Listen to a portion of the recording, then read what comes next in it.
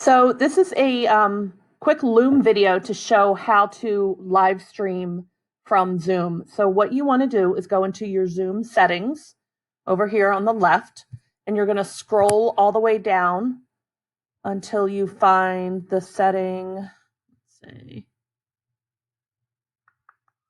Looking for the setting for allow live stream meetings. And you're going to click that button there to the right, and you're going to check off what applications you want to use, whether it's live stream to Facebook or live stream to YouTube. And you're going to save those settings. And then when you go to actually launch a meeting and you go into your Zoom meeting and it starts and your pictures come up, your photo, you're going to go down to the more button here and you're going to hit live on Facebook so that you can stream live on Facebook. So then it'll take you to your Facebook page and you'll follow the prompts which page you would like to live stream to.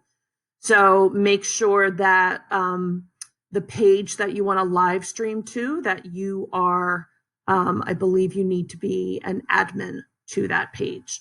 So just check those settings on the Facebook page. I think that's it. If you have any questions, feel free to reach out. Thanks.